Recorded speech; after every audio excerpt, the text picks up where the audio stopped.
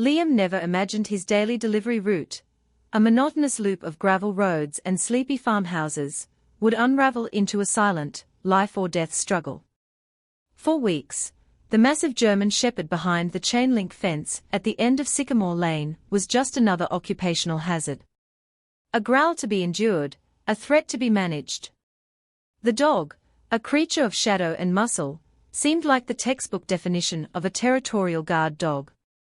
But its strange, unwavering focus, the way its golden eyes seemed to look straight through him, hinted at something else entirely. When a shadow finally detached itself from the line of whispering pines, Liam realized with a jolt of ice-cold clarity that the dog had never been guarding the house from him. It had been guarding him from something far worse. What he discovered in the dog's frantic, desperate gaze left him breathless, his entire perception of the world tilting on its axis. This was no ordinary animal, driven by simple instinct. This was his silent, unthanked protector. And its warnings had gone unheard for far too long.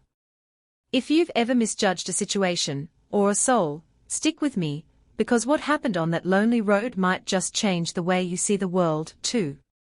The house itself was an island in a sea of overgrown grass and whispering woods. Set back a quarter-mile from the main road, its gravel driveway was a rattling, bone-jarring journey that Liam's delivery van protested with every turn of the wheels. He'd been on this route for 6 months, a job he took for the solitude, for the simple, predictable rhythm of it. Drop the package, scan the label, move on. He preferred the quiet company of his own thoughts to the forced chatter of an office. But the house on Sycamore Lane disrupted that peace. It was the final stop of his day, the one he both rushed toward and dreaded. The owner was a ghost, he'd never seen them. The curtains were always drawn, the porch light always off. The only sign of life was the dog. Its name, according to the faded, weather-beaten sign on the gate, was Odin. A name of mythic proportions for a creature that seemed to embody raw, primal force. The first time Liam saw him, his heart had hammered against his ribs. Odin was magnificent and terrifying, a seamless blend of power and predator. His coat was a classic sable, dark as loam, and his frame was solid muscle. When Liam's van crunched to a halt, the dog would rise from the porch steps like a phantom, materializing at the fence line with a silence that was more unnerving than any bark. Then came the growl.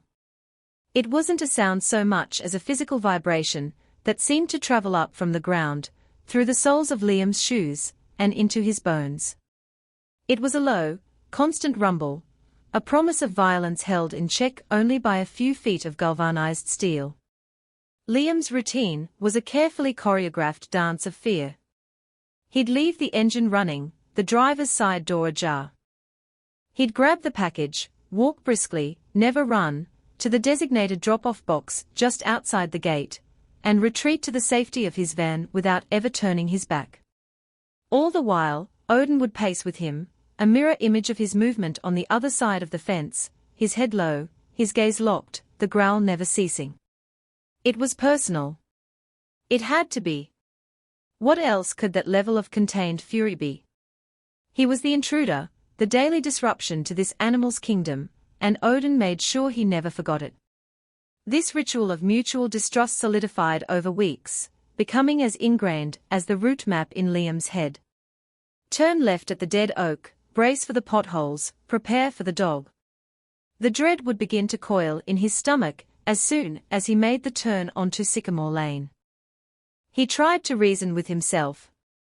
It was just a dog doing its job. It was nothing personal. But the sheer intensity of the animal's focus felt deeply personal. It felt like judgment. He started talking to the dog, a nervous, one-sided conversation murmured under his breath. "Easy, boy. Just a package. See? Nothing to worry about." He'd hold up the box, as if it were a peace offering, a flimsy shield against the dog's palpable hostility.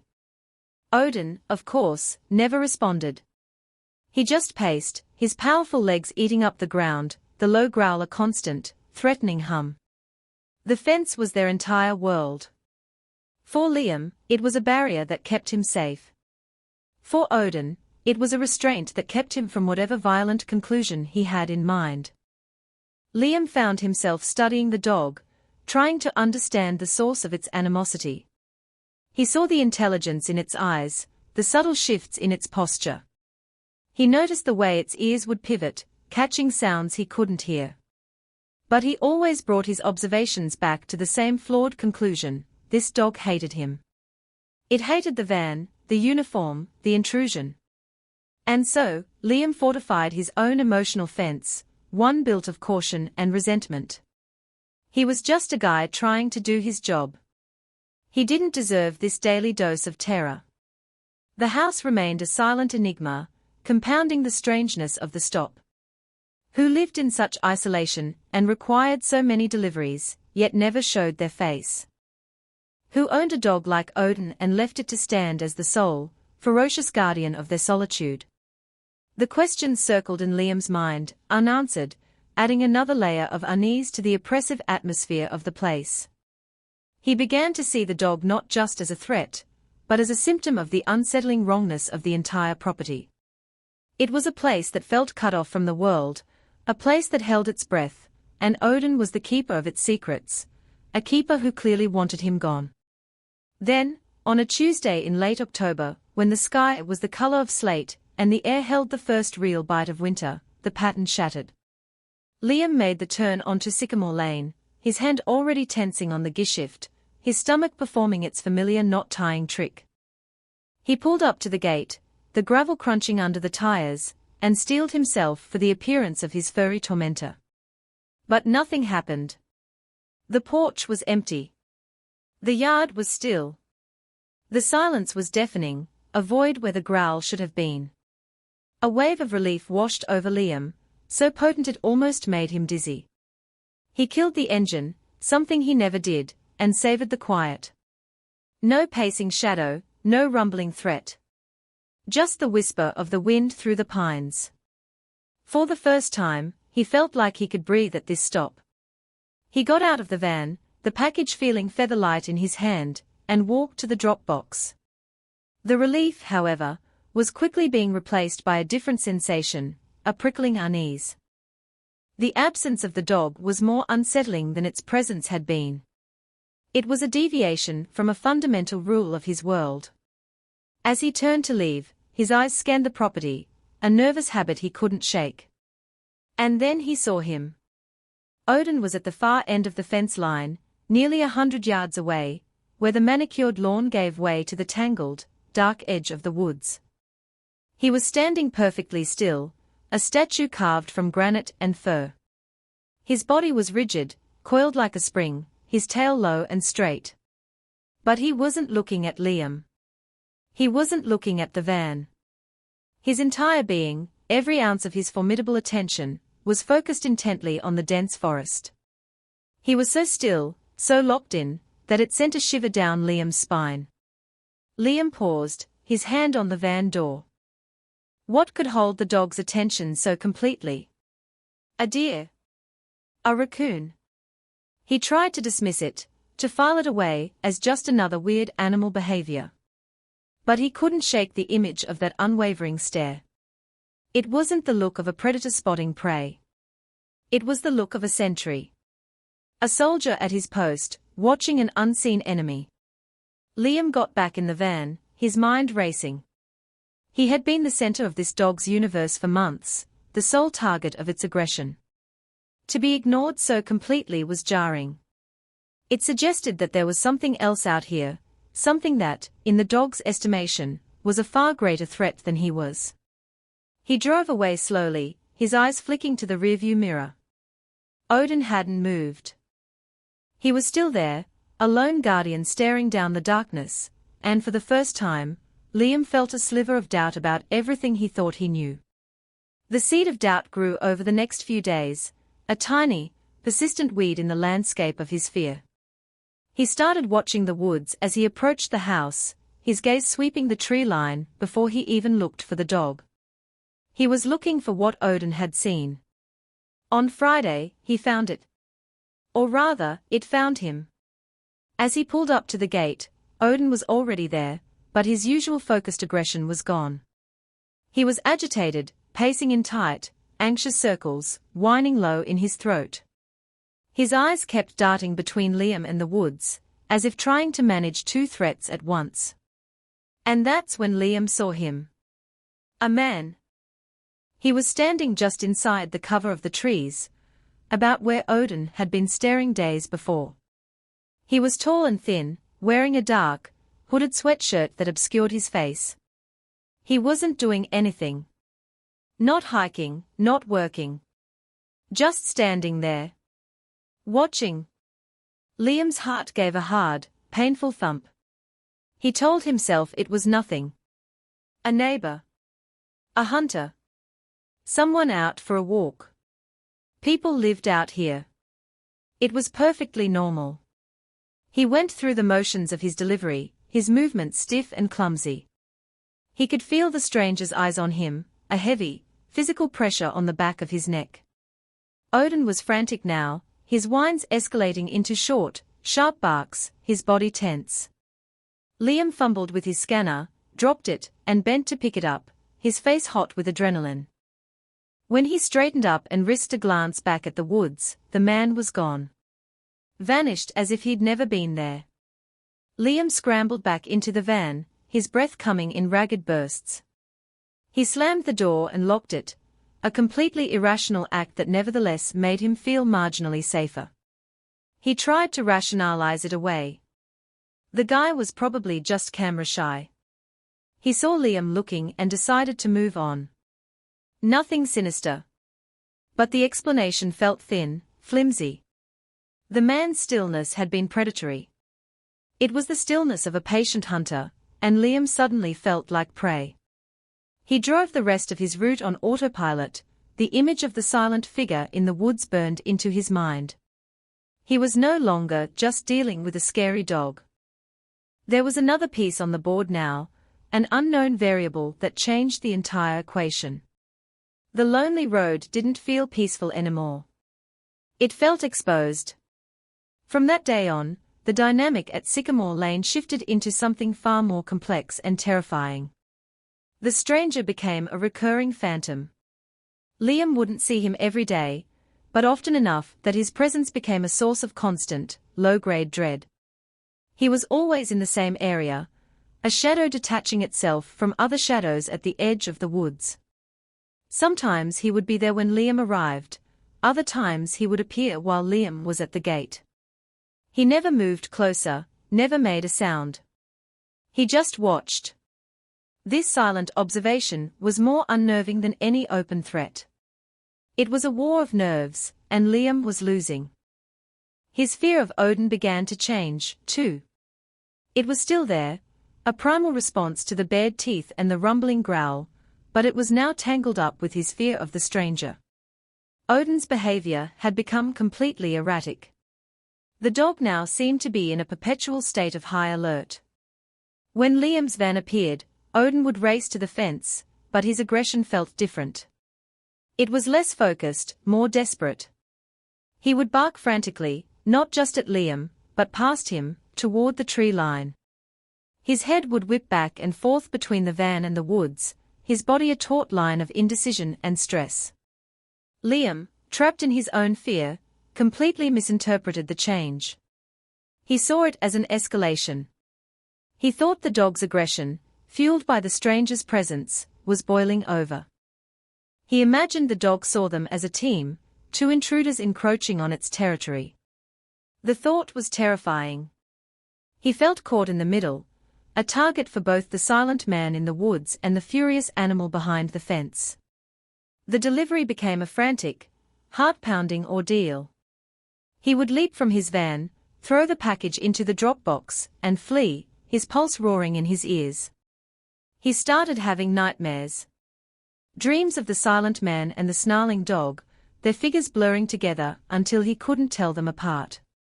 He thought about reporting the man, but what would he say? That a guy was standing in the woods. On his own property, for all Liam knew. He'd sound crazy.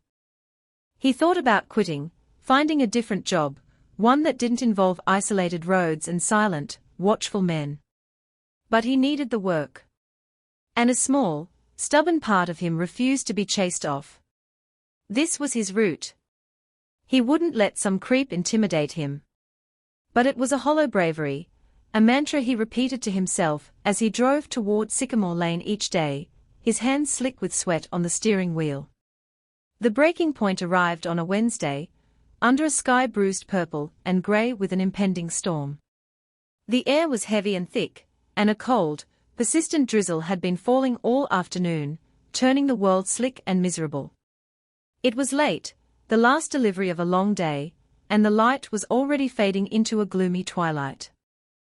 As Liam's van splashed down the gravel driveway, a sense of profound dread settled over him, heavier than the storm clouds. He saw the stranger immediately. He was closer than ever before, standing just beyond the property line, partially concealed by the massive trunk of an ancient oak tree. The failing light and the misty rain made him look ethereal and monstrous at the same time. There was no mistaking his intent now. He wasn't a hiker. He wasn't a neighbor. He was waiting. At the fence, Odin was a whirlwind of fury. He had transcended growling. He was barking, a series of deep, concussive explosions of sound that echoed through the damp air. He wasn't just pacing, he was launching himself against the chain-link fence, the metal groaning and rattling with each impact. It was a display of desperate, terrifying violence. Foam flecked his lips, and his eyes were wide with a frantic urgency that Liam had never seen before. This was not territorial aggression. This was a primal, full-throated alarm. Liam's mind went blank with panic. His training, his carefully constructed routine, it all evaporated. He fumbled the package, his fingers numb and clumsy. It slipped from his grasp and landed in a muddy puddle with a soft splash. He didn't care. He scrambled backward, slipping on the wet gravel, catching himself before he fell. He yanked open the van door and threw himself inside, his heart feeling like it was trying to beat its way out of his chest. He slammed the door, locked it, and fumbled with the keys, his shaking hands making the simple task impossible for a moment. He finally got the engine to roar to life and stomped on the accelerator. The van fishtailed on the slick gravel, tires spinning, before finding purchase and lurching forward. He didn't slow down until he hit the paved main road, his knuckles white on the steering wheel. In his rearview mirror, he caught one last glimpse of the scene. Odin was still throwing himself against the fence, a frantic, futile guardian. And the man was stepping out from behind the tree, watching him go. The look on the man's face, even from that distance, was one of pure, venomous frustration. Liam drove, the windshield wipers struggling to keep up with the rain that now fell in earnest, washing the world clean. But he knew he would never feel clean again. The next morning, Liam woke up with a decision made. He was going to call in, report the van had a flat, anything to avoid that route. He couldn't go back there. The fear from the day before was still a cold, hard stone in his gut. But as he sat at his kitchen table, coffee untouched, he thought of the dog. He replayed the scene in his mind, not his own terror, but Odin's. The frantic barking, the desperate lunges against the fence. He'd seen it as aggression aimed at him, but was it? The way the dog's eyes had flickered back and forth. The way its barks were directed not at him, but past him. The image of the dog staring into the woods days earlier. The pieces started to click into place, forming a picture he had refused to see. A picture that made his blood run cold. He was wrong. He had been so wrong. A sense of shame washed over him, followed by a grim, unfamiliar resolve. He couldn't abandon that dog. He had to go back. Not just as a delivery driver, but as a witness. The sky was still a heavy, oppressive grey, threatening more rain. The entire drive to Sycamore Lane felt surreal, as if he were moving through a dream. When he pulled up to the house, an unnatural quiet hung in the air. The gate, which was always securely latched, was slightly ajar, swinging gently in the breeze. His heart plummeted. Company policy was crystal clear: if there was a loose dog, you do not exit the vehicle. You leave. But there was no sign of Odin. No barking, no shadow pacing the fence. Just that eerie, waiting silence. He couldn't leave. He killed the engine and sat for a long moment, listening. Nothing. He grabbed the day's package, a heavy box that felt substantial in his hands, a flimsy weapon. He pushed open the van door, and stepped out into the damp air.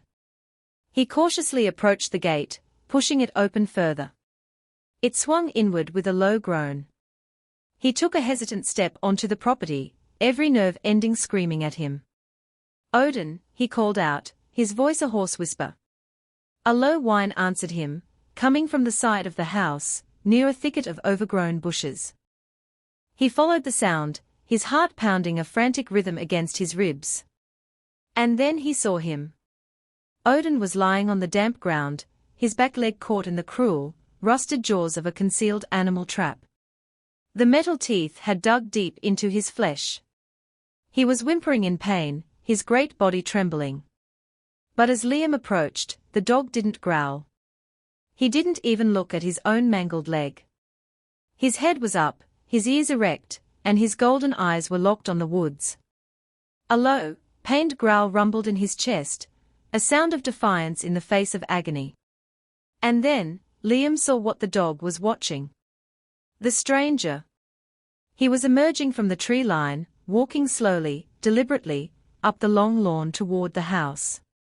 There was no pretense of hiding now. He moved with a confident, predatory swagger, and in his right hand, he carried a heavy, black crowbar. In that one, horrifying instant, everything became clear. The dog's frantic warnings. The pacing. The barking. The stare into the woods. It was never about him. It was never about the van. It was about the man. Odin hadn't been trying to keep Liam out. He had been trying to warn him away. Trying to protect him. Time seemed to slow down, stretching into a thick, syrupy crawl. The stranger hadn't noticed Liam yet.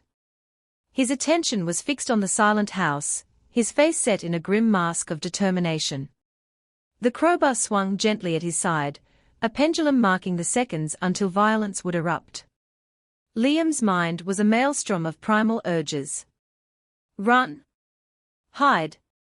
Get in the van and drive away. Call the police. But his feet felt rooted to the damp earth. He looked down at Odin.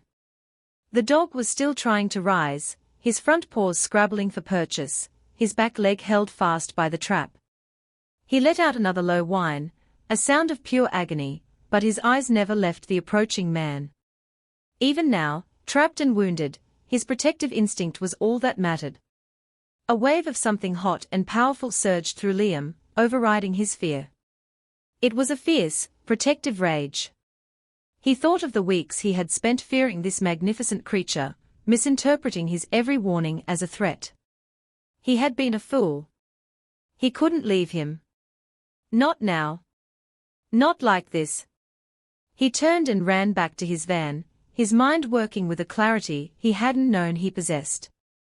He ripped open the side door, and rummaged frantically through his emergency toolkit. His fingers closed around the cold, heavy steel of a tire iron. It wasn't much, but it felt better than nothing. He ran back to Odin's side, the weight of the iron in his hand a small, cold comfort. He knelt beside the wounded dog, his free hand hovering over the thick fur of his back. "It's okay, boy," he whispered, his voice trembling but clear. "It's okay. I see him. I see him now." The stranger's head snapped up at the sound of his voice. His eyes, cold and dark, widened in surprise, then narrowed into slits of pure fury. He had been discovered. The plan was ruined. He changed his trajectory, no longer heading for the house, but straight for Liam. He raised the crowbar. "You shouldn't be here," the man snarled. At that exact moment, Odin let out a guttural roar, a sound of unimaginable pain and fury. With a surge of pure adrenaline, he lunged forward, ripping his leg from the trap's jaws with a sickening tear. A raw, piercing howl of agony echoed through the clearing, but he was free.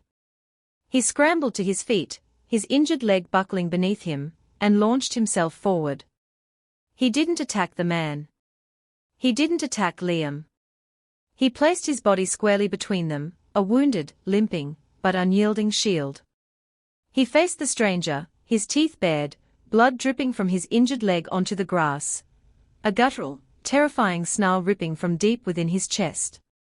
He was a guardian making his last stand. The standoff was a frozen tableau of impending violence.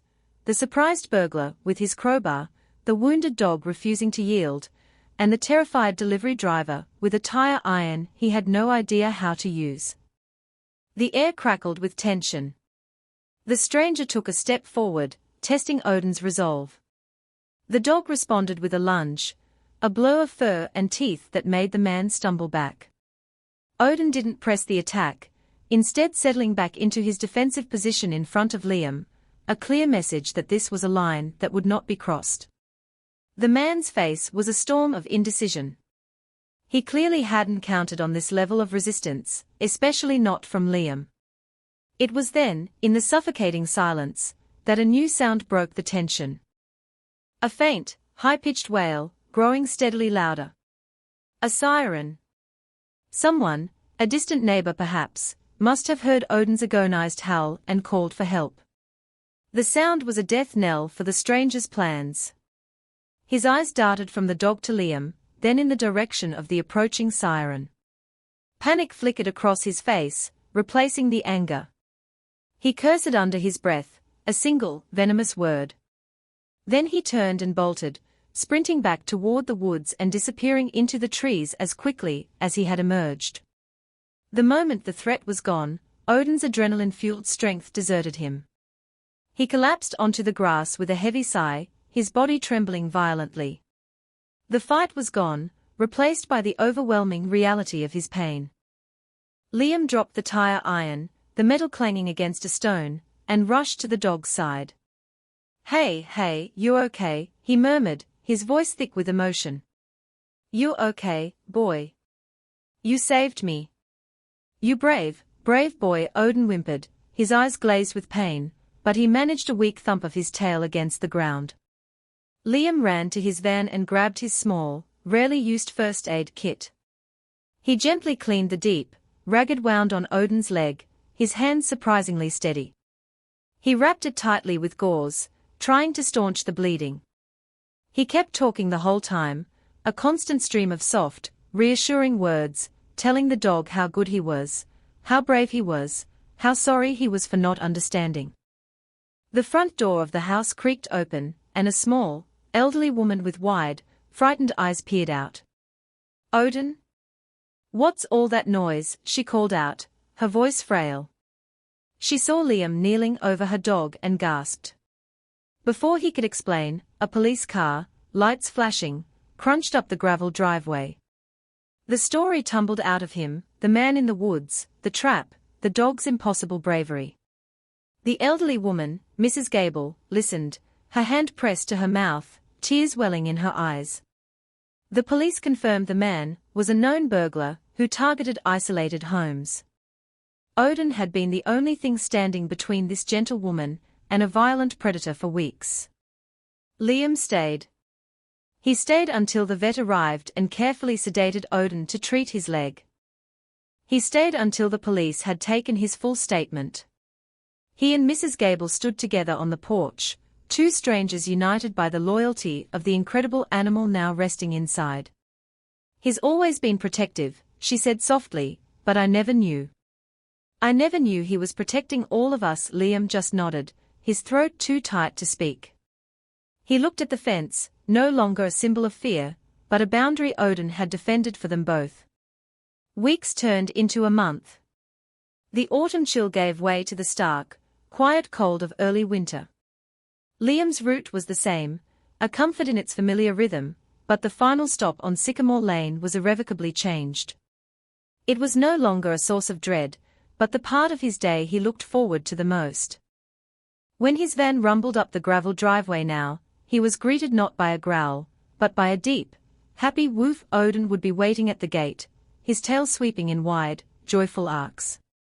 His back leg was still wrapped in a light bandage, and he walked with a slight limp that the vet said might never fully fade, a permanent reminder of his sacrifice. But his spirit was undimmed. Liam always saved a special treat for him, a peace offering that had long since become a token of their friendship. He would spend a few minutes at the fence, scratching the dog's head and murmuring praise, while Odin leaned his heavy weight into the chain link, soaking in the affection. Mrs. Gable would often come out to greet him, her initial shyness replaced by a warm, grateful smile. They'd chat about the weather, about Odin's recovery, about the simple things in life. The house was no longer a silent, mysterious monolith. The curtains were sometimes open now, and a warm light often glowed from within. It had become a home. What began as a routine of fear had transformed into a profound lesson in courage and perception. Liam looked at the world differently now. He saw the hidden connections, the silent warnings, the bravery that existed in the most unexpected places. He had judged Odin by his teeth, by his growl, by the fear he projected, and he had been completely blind to the truth. The dog's heart was bigger and more loyal than any he had ever known. He realized that true courage wasn't about being fearless, it was about seeing fear, in yourself and in others, and choosing to act anyway. It was kneeling in the wet grass to help the very creature you believed to be your enemy.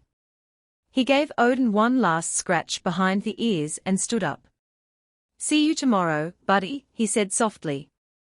The dog watched him with those same intelligent, golden eyes, but now they held only trust and affection. Liam got back in his van, a different man from the one who had first driven down this lonely road.